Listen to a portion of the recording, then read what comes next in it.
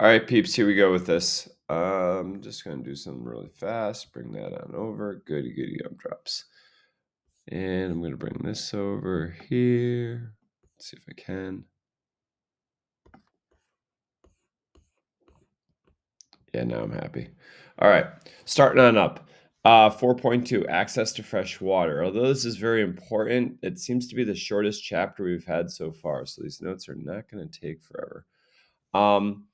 Water is a critical resource. You need water to live. Because of this, people fight over it. But in the past, they've had access to water, but people keep needing more and more water just because of population growth and also standard of living going up. So, you need more water when when you have a washing machine, dishwasher, watering your lawn, washing your car, stuff like that. So, we gotta do this. Hold on.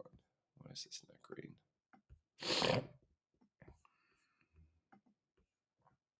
Sorry, peeps. The allergies are killing me with the nose. All right. There's a lot of water on Earth, but most of it is salt water. So just telling you that straight up. Um, so most of the salt water is not really usable for us. There is desalination, but it takes a lot of energy, which is fossil fuels. So basically, think of this as like a big industrial plant kind of by the ocean or by a saltwater body, and it sucks up salt water, spits out fresh water, but then it also has salt, which it has to dump back into the ocean, which does cause a lot of issues. Or you can dump the salt on land and then you can never grow anything on it. So, um, the problem is salt is returned to the ocean, makes the ocean more dense and sinks, damages the ocean's sea bottom. So if you're this plant and you're dumping in this salt back into the ocean, salt is denser than the ocean water, so it just goes to the bottom. And as it goes to the bottom, that area becomes really salty, really briny, and as a result, nothing really grows there. So, and it just really damages the area. So, that's the problem with desalinization. One of the problems. Is it sustainable? No, non-sustainable. To use like gallons of fossil fuels like coal, oil to kick salt out of water, it's like you having to go dig earth with a spoon. It is not efficient, non-sustainable. 40% of humans live with water scarcity on this earth. We take this for granted where I live in New England in the United States because we are one of those water abundant areas for the most part. We can still go through droughts, but we don't have water scarcity like unfortunately a lot of the rest of the world does. When you start seeing, energy efficient washing machines that are, use less water, it's like, okay, well, we kind of got water to spare generally, which is a bad way to look at it. But fresh water uses, domestic purposes, different ways we use like fresh water. We'll put that up there. Yeah, we use it for washing dishes. If you have a dishwasher that takes more water, usually, I believe I'd have to do a study on that. Washing machines use water. Watering a lawn takes water. Washing your car takes water. Flushing toilets, showering takes water. So we use a lot of water, like for domestic use. Not as much as agriculture, though. Agriculture, which is the next one down, uses a ton of water. And there's different ways you can use water and different issues you have with it. Um, One of the main ways that people use water still is by just sprinkling, using sprinklers, like whether it's your lawn or whether it's for a field of lettuce, there's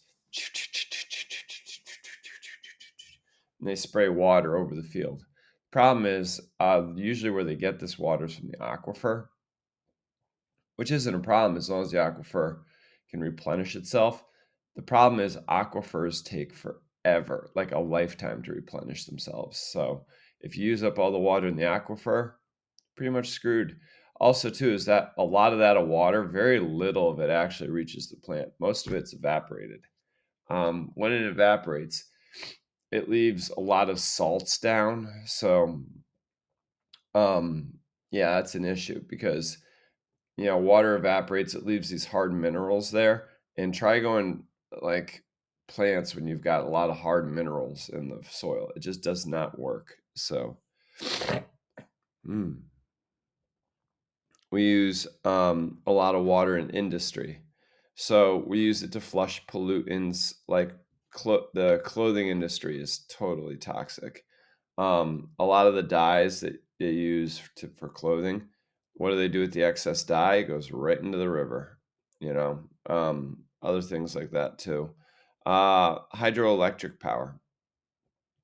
Hydroelectric power is a, I guess you could say renewable energy, but it is not green. There's silting of dams. It interferes with the fish population. Um, it silts up the rivers at the like afterwards. So it's hydroelectric power poses a lot of threats to the ecosystem. It gives us electricity, though. It does give us some benefits. Transportation. We use the water for transportation when you think about it. Those new Jordans you just ordered, they probably came off a boat from China. All right. That boat needs water for transportation. Cruise lines. My parents went on a cruise on this river in Germany. Unfortunately, the water level of the river was so low, they made them get off the boat, travel by bus to another part of the river, and get on a different boat to keep doing their river cruise. It's, the water levels are low for rivers, and rivers are for transportation. Water levels could also be marking boundaries.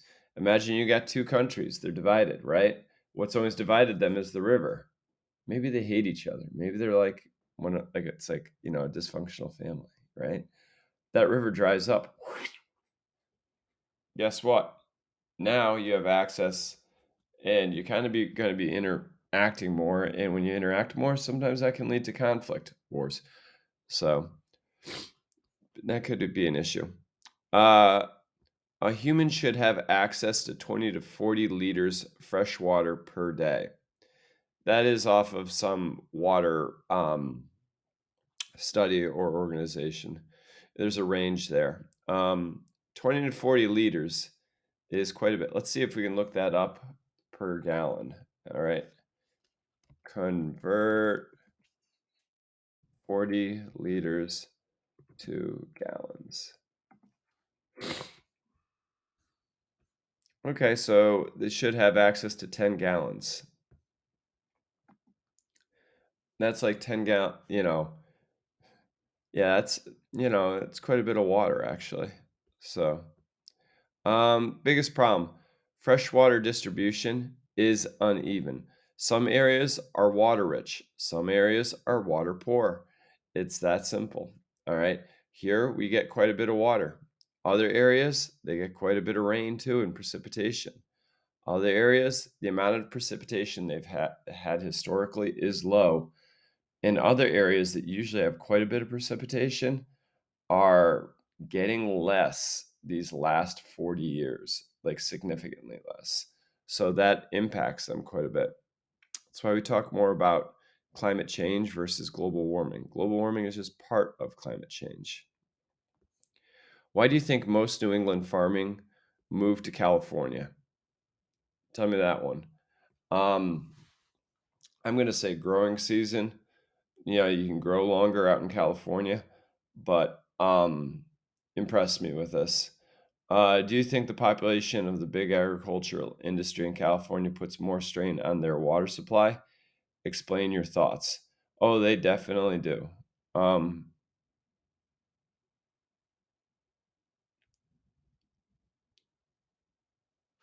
Actually, I'm going to change that. Instead of or. I think it's the agricultural industry in California. California's got a major problem with water, though this year they got a ton of snow, but historically they have, you know, they just don't have the reservoirs from what I've heard.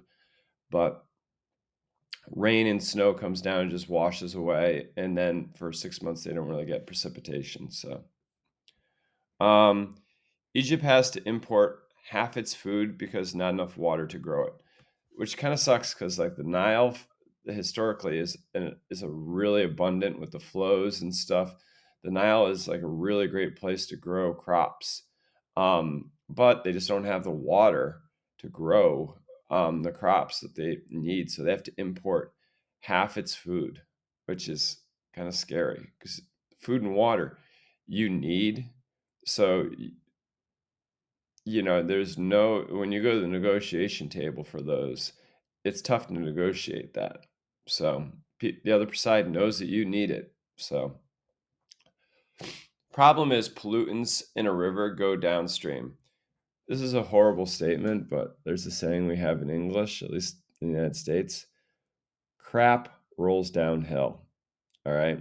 And a lot of times it's used in the corporate world because if you cause your boss, if your boss is like this crappy job handed to him, guess what? He's going to be handing it off to you.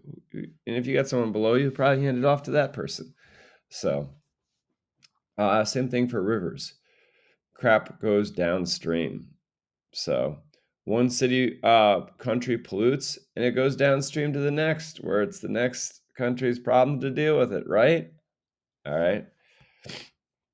Yep, that's the way it's kind of viewed. Oh, wait a minute. We have something to view here. You're probably going to need to whole screen for this.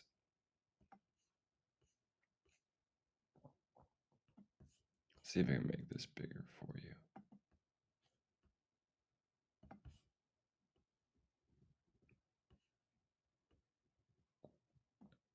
All right. So,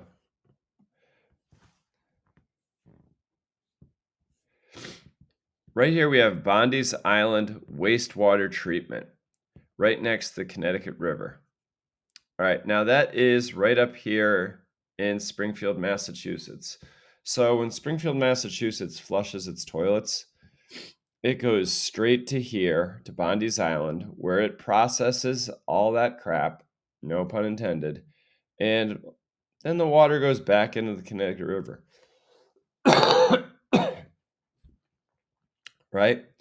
And the Connecticut River flows downstream, right past Six Flags, by the way, all the way down to Hartford, Connecticut.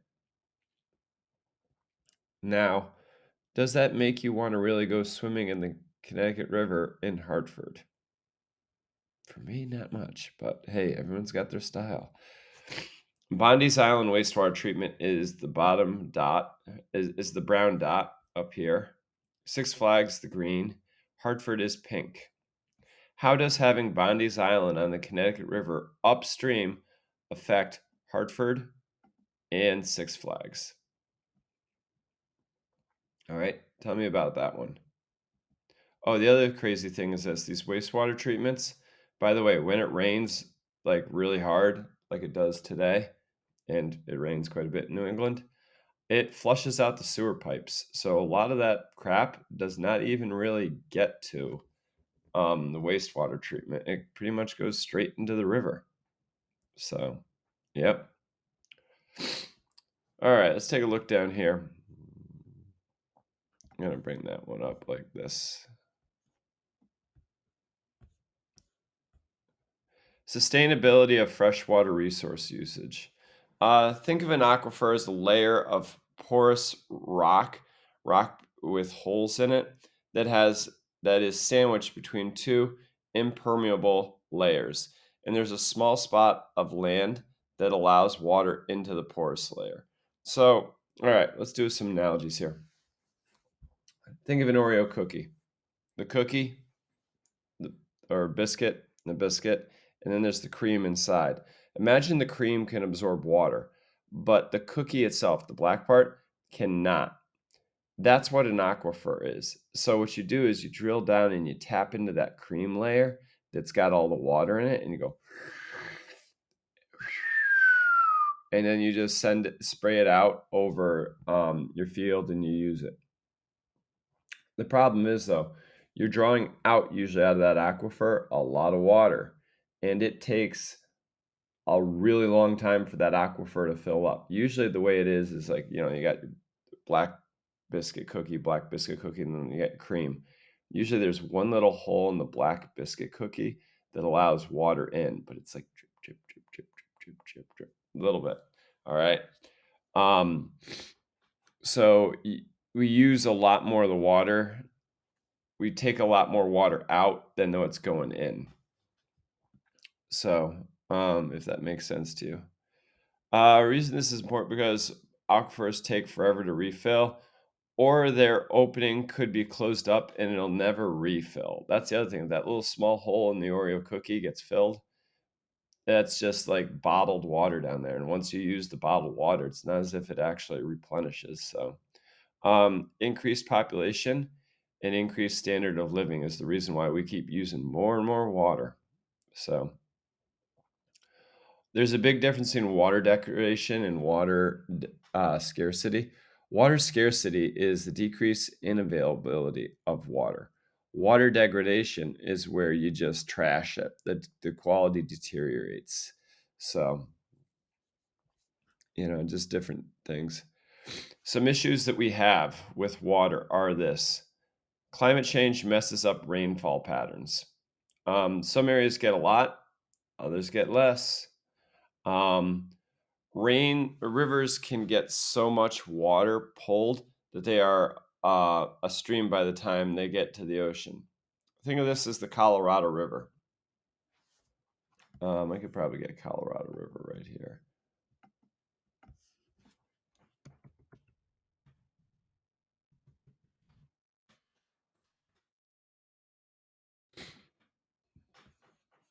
All right. No, not really. Let's just go back to images, maybe. All right, here's the Colorado River. Good enough on the map. Actually, that one over there. Shoot. Not what I want.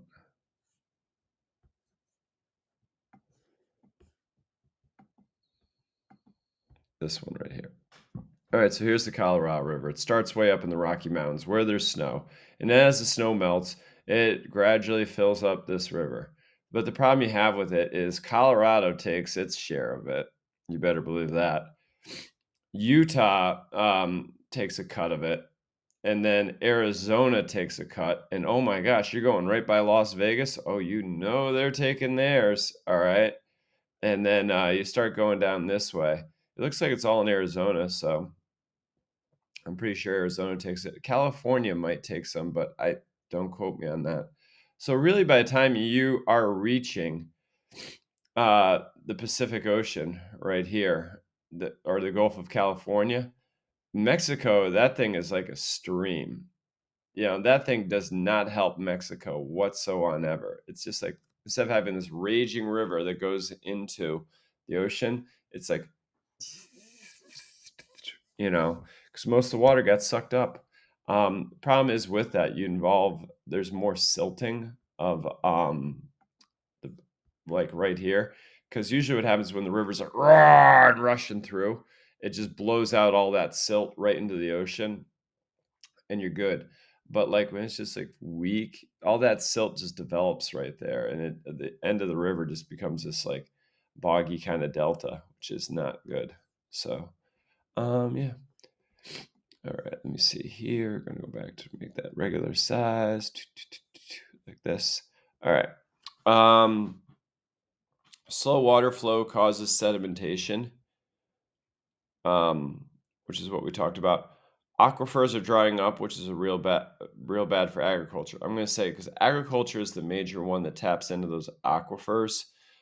Some rural living does too. Like if you live off in the country and you've got a septic system for wastewater, you probably have a well, which taps probably into the aquifer for your drinking water. So fresh water becoming contaminated, that is a major issue as well. We don't have much of it.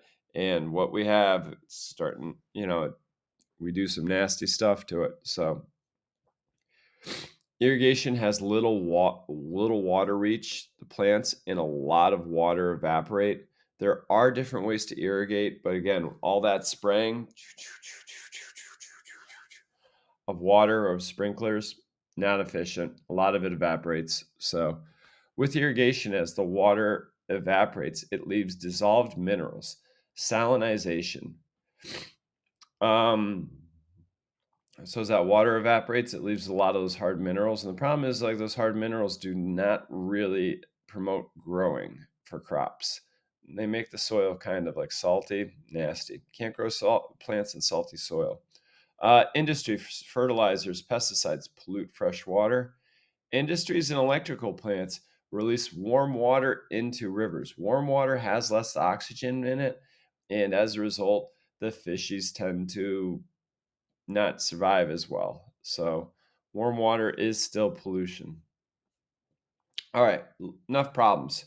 Time about some solutions. Increased fresh water supplies. How do we increase fresh water supplies? This is probably a really big one for people. Unfortunately, it's with reservoirs. So, as you start getting precipitation, as you start getting snowfall, really hold on to it longer. Unfortunately, this is easier said than done because what it would involve would be kicking out whole neighborhoods, whole towns, and basically flooding them and putting them underwater and making that water available for the rest of us. And as you could tell, imagine if somebody knocked on your door and said, "Hey, look, your house is we're going to demolish it in a few years. We're building a reservoir." You'd be pretty pissed. Um, so yeah, I mean, maybe we just passed a infrastructure bill here in the United States. Maybe we could do a little bit more with that. So, yeah. Um, Redistribution, taking water from one area and putting it to the other.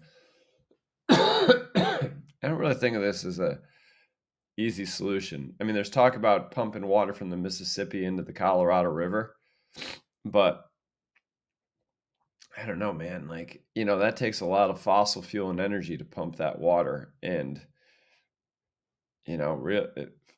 just bringing water from one location to the other. I don't know how sustainable that is. Um, Desalination plants, non-sustainable for what I can see, unless you got new technology that can do it without fossil fuels. Rainwater harvesting. Ooh, interesting. You can do that here in New England, but I've heard in Colorado you get like a fine and it's illegal. Rainwater harvesting is where if you put a barrel underneath your gutter so it collects all the rainwater. Um, like, yeah, because then you just have all your fresh water right here, right on site. So that could help out. Also for cities, it could do quite a bit too. Like in old San Juan in Puerto Rico, historically, that's how the fort would get its water, is it would put the water into a cistern. All the water would run off the streets, which is kind of nasty, and then go into the cistern. And that way, when you attack the fort in like the 1500s or 1600s, and you're like, you know what? I bet you they're going to run out of water. It would take them a really long time to run out of water because that cistern. Granted, that water is nasty and would probably promote disease, but hey, that's why that's in the 2000s. We'd be living a little bit better than they did in the 1600s. Artificially recharging aquifers. That's basically just getting a pump. Ooh, that's actually might be interesting to me. Because that actually would tie in with reservoirs up here. So you could actually use the aquifers as another like storage unit or like bank, or so you could actually take a lot of the water. Like, let's pretend your reservoirs are overflowing. Well, you can pump them right into the aquifers, and that way you've got access to them. So reduce domestic use. Yep. Okay. Oh, we're starting to do that with a lot more energy efficient appliances. Use less water. So, even showers, like water conservation shower heads. Yep. Car washes in a closed water system. Yeah. So you know how normally in a car wash, it's like, okay, you wash your car, then all the dirty water goes right down the drain and out and away. What a closed water system is you wash the car, and then that water goes down, gets processed, all the dirt gets taken out of it, and then it comes back up, and then you can use it again to wash the car. So you can just keep washing and washing and washing, and the only thing you get is the dirt. So you just keep using the same water. Gray water recycling. Ooh, awesome. So gray water, there's a difference between what they call black water and gray water. Black water is the toxic water where you really can't use afterwards. That has to do with like poop, like in urine. That's black water. Now, what gray water is the water that you use to wash your dishes, the water you use to shower with, and you can use this water again in like other ways really fast, really quick. So you could use it to water your garden with, you could use it to flush your toilets with, you could use it to wash your car with. All right. Different ways you can use um, like what they call gray water, which is somewhat dirty water, but not really. So you can start planting drought resistant crops. When California was having its drought, that's what they did instead of having a lawn. A lawn with grass takes a lot of water. Other crops or plants you put down do not take nearly as much water. In Arizona, you're probably going to be better off if you got cactuses in your front yard than you are with grass. All right. Let's look at this. Yeah, it's the end there. Close pipes instead of canals and drip irrigation instead of spray.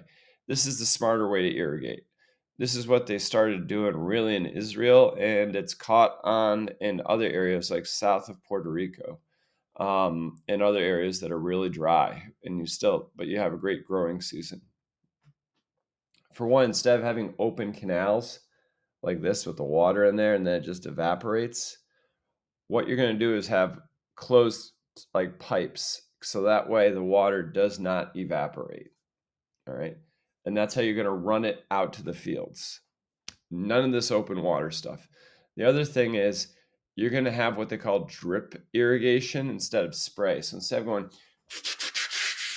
and having most of that water evaporate, you're going to put hoses underground. And these hoses are going to be not like your usual garden hose. Those are going to be the sort of hose that just like bleeds water out. So it's just like after a while, just with the water going through it, it goes and just slowly pushes water into the soil. So, yep. Let's see.